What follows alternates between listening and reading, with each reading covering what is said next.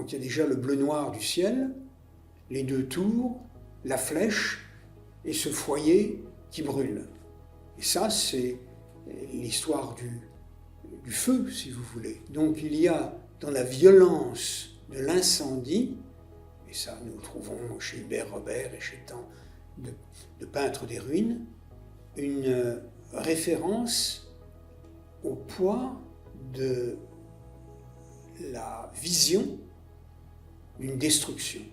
La destruction, ce sont des mots qui charrient des angoisses, qui décrivent des situations, mais l'image, c'est un choc émotionnel que l'on prend de plein fouet. La sidération devant un signe tellement fort d'identité historique, culturelle, vous emmène dans un terrain auquel vous ne pensiez pas. Personne n'aurait pu imaginer une catastrophe de cette ampleur.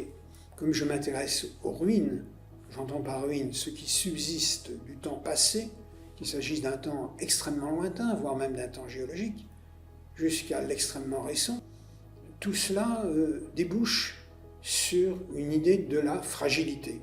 Alors, cette idée de la fragilité humaine, dans son rapport avec les ruines, déjà des penseurs comme Diderot l'avaient fort bien exprimé au XVIIIe siècle.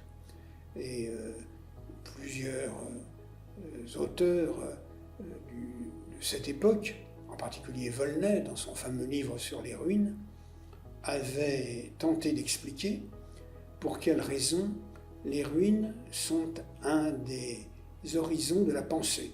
C'est-à-dire qu'on ne peut pas penser le futur sans en même temps avoir une idée du passé. Et donc quand on agresse un monument de cette ampleur, quelque chose vibre, quelque chose se tend dans la société. Mais en même temps, quand je pense à Notre-Dame, je pense à la définition de Chateaubriand des ruines, qui dit qu'il y a deux sortes de ruines, celles dues à l'homme et celles dues à la nature. Et ces deux sortes de ruines ne sont pas du même type et n'ont pas les mêmes conséquences.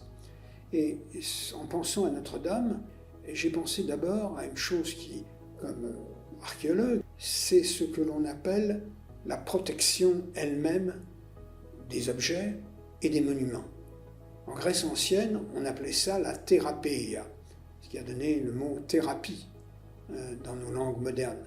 C'est-à-dire qu'un bâtiment, ce n'est pas quelque chose que l'on a érigé, c'est aussi quelque chose que l'on doit protéger et conserver. Alors bien sûr, la France n'est pas le seul pays qui a connu des catastrophes de ce genre. La catastrophe il y a quelques années à Weimar de la bibliothèque Amalia, due à des raisons un peu équivalentes, c'est un manque de surveillance incendie, a été bien cernée.